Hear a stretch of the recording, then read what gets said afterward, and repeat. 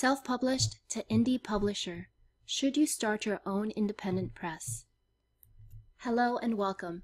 My name is Marina Aris. I am a writer, indie publisher, and the founder of the Brooklyn Writers Project. When I'm not writing or teaching, I host literary events and workshops on indie publishing. I also work with writers one-on-one or in small group settings to help them write, publish, market, and distribute their work. If you want to produce beautiful books that can compete with traditionally published titles, this session is for you. So whether you want to raise the bar on publishing your own books, or you want to consider starting a small press to publish the work of other writers, you're in the right place. Please note that in 30 minutes, I won't be able to cover every resource I'd like to share with you. However, I have created a free handbook that you can download after this session. In 2013, when I decided I would self-publish my work, I had no idea that several years later, I would be publishing the work of other writers. So to be perfectly honest, I stumbled into becoming an independent publisher. Writers who knew me approached me and asked if I would consider publishing their work. While I appreciated the vote of confidence and I was excited by the opportunity, the fact is I was forced to sink and swim at the same time. By 2016, I understood conceptually everything that went into indie publishing, but I had finally had to put everything into action, and that proved to be a little bit harder than I expected. It hasn't been the easiest venture, and the learning curve has been incredibly steep. But every day I still wake up looking forward to the work that needs to be done. As the Mark Anthony quote states, "If you do what you love, you'll never work a day in your life." This couldn't be more true than with indie publishing. If you're anything like me and you enjoy the business side of publishing just as much as the creative side, then owning your own press can be incredibly fulfilling. And despite the challenges and the learning curve, you'll push through until you succeed. Becoming an independent publisher has allowed me to marry the two things I am deeply passionate about: books and entrepreneurship. The Amazon Dream Machine, as I like to call it, introduced the opportunity for writers to take control of their careers. It gave them the tools they needed, not necessarily to produce a great book, but simply to produce a book, regardless of quality. Over the last 5 years, I've come to realize that although anyone can self-publish, not everyone should. And yet, there is nothing that will stop the endless digital bookshelf from being stocked with books that no one will ever read. The simple reason being that many of these books have been poorly produced. Here's what I'm getting at. Last I checked, you don't need a special license or a degree to start your own press. You can decide to start one and open up shop. What this means, of course, is that anyone can own an independent press, but not everyone should. Which brings me to the reason I am hosting this session today. The publishing process is not rocket science, but it does involve incredibly tedious work, especially when you want to execute it at a high level. I strongly believe that a well-produced book has a decent shot at both finding readers and competing against traditionally published titles in the marketplace. In fact, the publishing process I've implemented is based on meeting traditional publishing standards. So let's talk about you. I've already said that anyone can become an independent publisher, but not everyone should. What I mean by that is that if you are only publishing your own work and you make a mistake, okay, you learn from it and you start again. But when other writers are relying on you to produce a high-quality book and you don't or can't deliver, well then, that's a higher level of responsibility that you really need to think about and decide that you want. So how will you know if becoming an independent publisher is right for you? For starters, you need to ask yourself if you really do enjoy the business side of publishing. When you strip it apart, the production process is not all that sexy. There are countless iterations, not only with the manuscript, but the book cover, the interior layout, and so on. If you're set up properly, you'll have a production schedule, but as with most projects, there are almost always delays. The 3 most important skills and qualities of a successful indie publisher include being highly organized, detail-oriented, and incredibly patient. When you're small, you get to touch just about every aspect of the business. Next, you'll have to think about leadership and teams. If you really want to produce a high-quality product, you'll need to build a team of professionals you can work well with. And you'll have to have a system in place for pitching projects and providing guidance and feedback on the work you receive. In the beginning, this can be especially challenging. There is a lot of trial and error, and as you will quickly learn, every professional you work with has a preference for the genre they want to work in. For example, a book cover designer that prefers children's books won't be the best fit for your romance novel, even if they know all of the concepts that go into putting together a good cover. Same for editors. Some can work on a non-fiction manuscript, but they won't touch a poetry collection. The larger your team of trusted professionals, the better you'll be able to manage the book production process. An important question to ask is, what type of press will you run, and what types of genres will you publish in? I decided early on that I did not want to be a vanity publisher. A vanity publisher will publish any manuscript, regardless of quality, for a fee. Instead, I decided to become what is considered a hybrid publisher. The hybrid publishing model sits directly in between self-publishing and traditional publishing. In essence, the best of both worlds combined. In practice, this means that I curate the titles I published based on the quality of the writing. Authors pay for the production of their work, and in exchange, they keep their intellectual property rights and 100% of their net sales proceeds. They also have greater creative control over the production of their work. As for genres, I decided to publish in all of them. So long as the quality of the writing is strong and the book concept is viable, I will consider it for publication. Now let's talk about the benefits of starting your own press. Benefit number 1. It's a great career move. If, like me, you happen to be a reader and a writer first, this is a career path that will allow you to be fully immersed in something you're likely deeply passionate about. Just think about the books you've read and loved. Someone had to believe in the writer, the writing, and then take it upon themselves to produce the books for the masses. IBPA's independent magazine managing editor, Alexa Schlosser, in response to what excites her about the indie scene, said, "Independent publishing celebrates the voices that traditional publishers tend to ignore. Diversity isn't treated as a necessity. Instead, it's indie's lifeblood. Independent publishers never stop challenging and delighting us as readers." Benefit number 2. You can work remotely. As long as your workflows are well established, your publishing team is in place, and you're highly organized, it's fairly easy to set up a mobile business, which means you can work remotely in the environment that works best for you. Today, I run my business from my home office and WeWork locations in New York and Miami.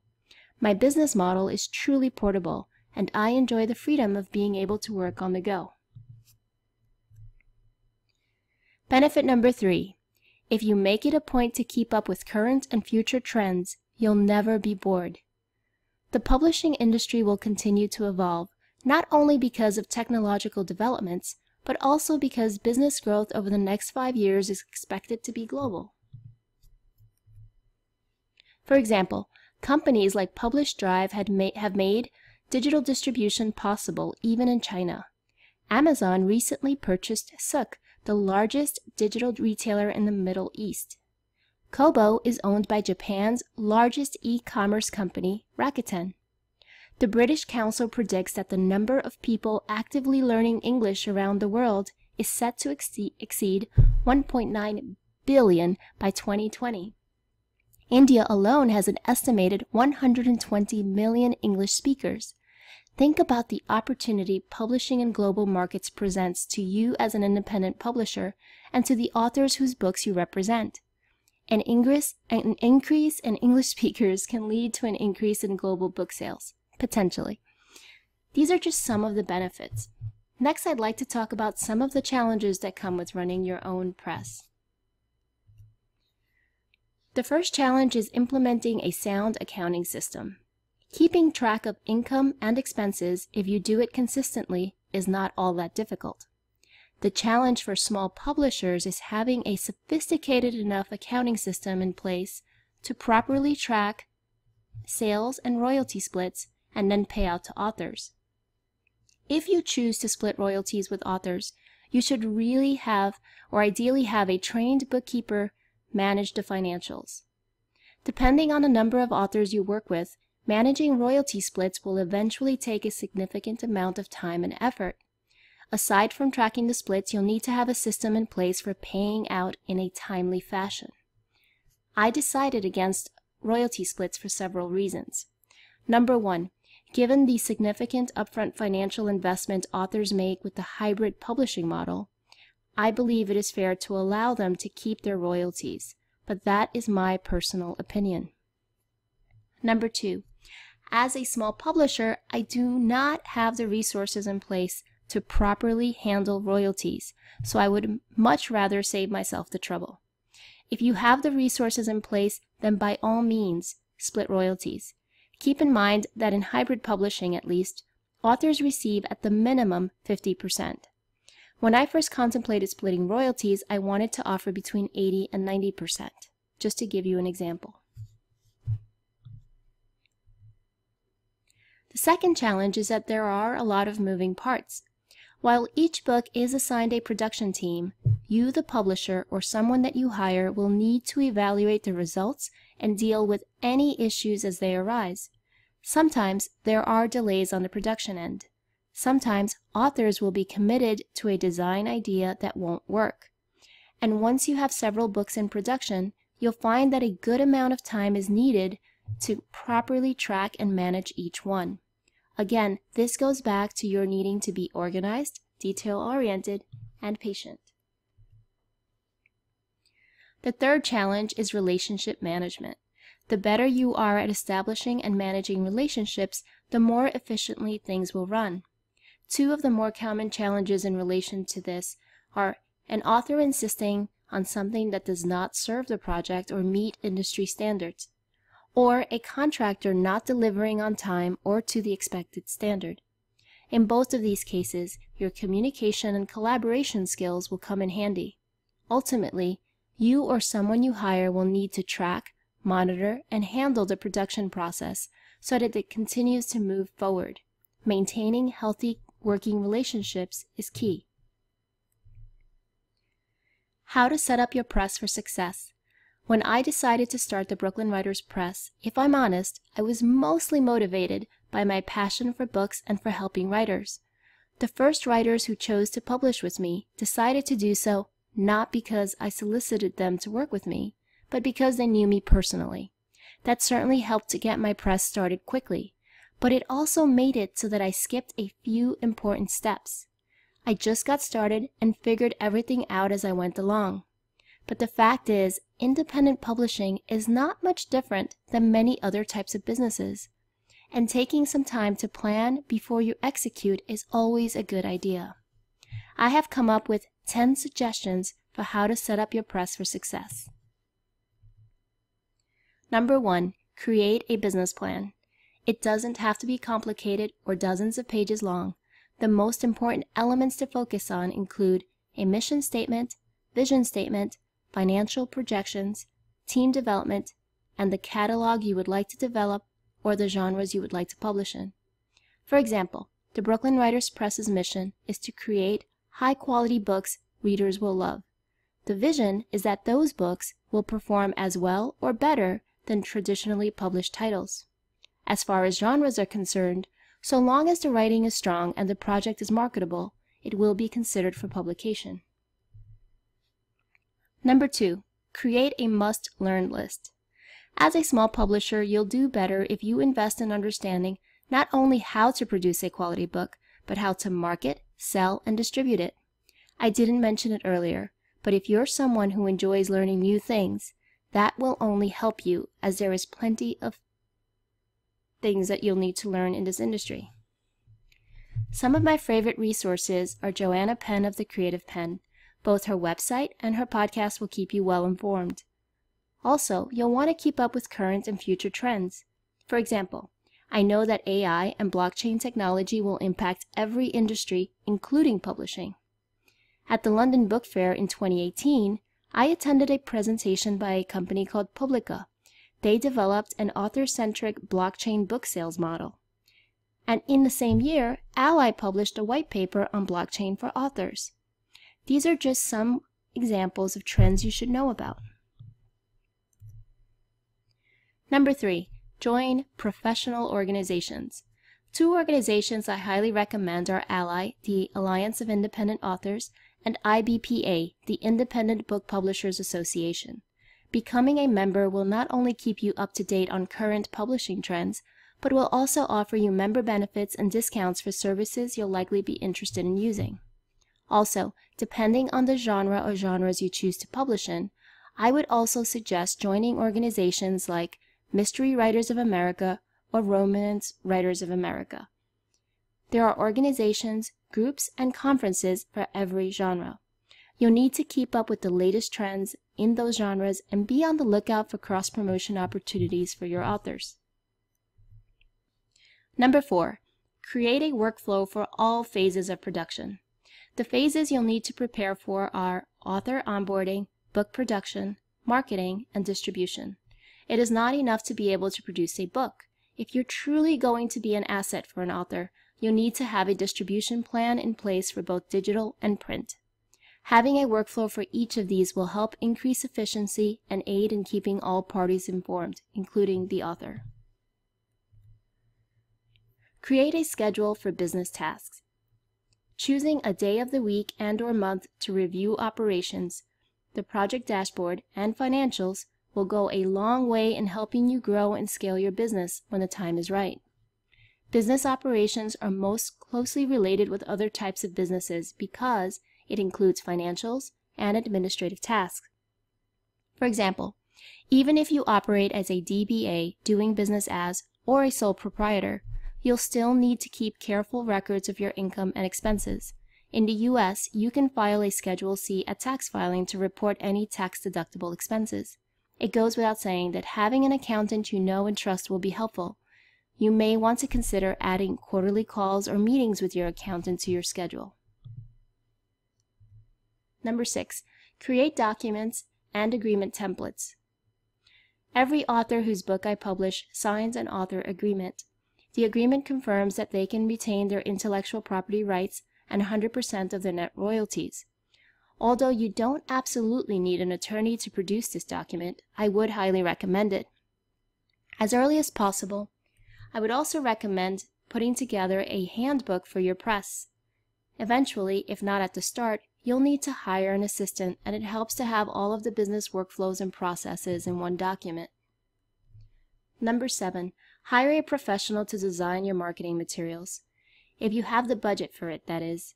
I did not have the budget to hire someone to design my websites, so I wound up investing hundreds of hours to do it myself, and to create designs that you see on this slide. If you opt for doing it yourself, I would recommend using Wix for the website and GoDaddy for the domains. Your online presence is important, not only because you may want to attract potential authors, but because you will want to appeal to readers who may be willing to give your books a chance. Before you hire a designer or go about doing this on your own, I would give some thought to what you want your brand to look like. For example, what colors, fonts, and style best define the press you're trying to establish. So if you only want to publish children's books or horror and fantasy, for example, your press branding will need to reflect that. Number 8, establish a production timeline.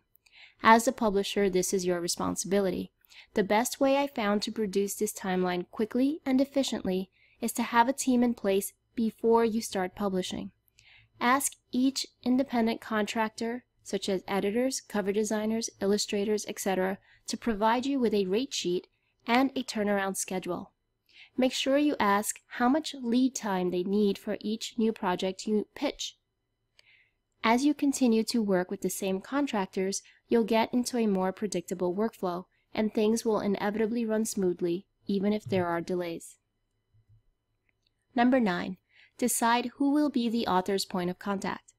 At the Brooklyn Writers Press, that's me. I want every author I work with to feel fully supported. When they have questions, I answer them usually within 48 hours, and throughout every phase of production, I give them as much or as little information as they want from me. Writers come in all stripes. Some want to focus on writing and leave the production decisions to my discretion. Others have an interest in book covers, for example, but little interest in formatting, or vice versa. When authors are unsure about something, I help them figure it out. I want the authors I work with to feel as if I am their publishing partner, which means that I do care about their book just as much as they do. This is a culture I am building because for me, this is more than just a business. It is slowly becoming my life's work and my legacy. For your press, you may decide not to take on this role, which is fine, but know that authors do need someone from your press to not only keep them informed, but to walk them through the process. Perhaps because I am a writer first, I approach my business model in a way that fosters strong working relationships, which brings me to the final suggestion. Think about the future of your press. There is nothing wrong with embarking on a business venture purely for profit, but that, as you've likely noted, is not the business model I've developed. If I'm honest, to make a living today, I do other things to pay my rent, such as teaching workshops, managing the production of books, coaching writers, and developing content marketing strategies. That's how I really pay the rent. But that is by design. I have chosen to become a publisher because sincerely I have a passion for books, and over time I've also developed a passion for helping and supporting writers. If I can create a platform to showcase good work, then that is enough motivation for me. Your motivation may be different, will likely be different, but you need to know what it is, because on those days when things don't go as planned, that is what will keep you going. And more importantly, you need to have a vision for the future. Consider having a plan in place for either selling or handing off your publishing business. I happen to be a divorced mom, and the other day my 7-year-old, for a school project on careers, decided that she wants to become a publisher when she grows up. On the one hand, I'd rather we allow children to enjoy their childhood without putting into their young minds concepts of the future they are still too young to truly understand. On the other hand, how wonderful that today a child can come up with publisher as an answer to that question. Whatever my daughter decides to do in the future, I will fully support her. And if by some sheer stroke of destiny she still feels this way when she grows up, well, then it looks like the Brooklyn Writers Press will be in good hands and around for a good long while. That's about all we have time for today. I know this was a lot to take in, so as I mentioned at the beginning of this session, I put together the Indie Publisher's Handbook, How to Successfully Set Up Your Press and Publish Like a Pro. This is my free gift to you. You can download it on my website, brooklynwritersproject.com/goindie. If you have questions, comments, or feedback, I'd be happy to receive them. Just email me at marina@thebrooklynwriters.com. Thank you for your time today, and I hope you enjoy the rest of the Self-Publishing Advice Conference.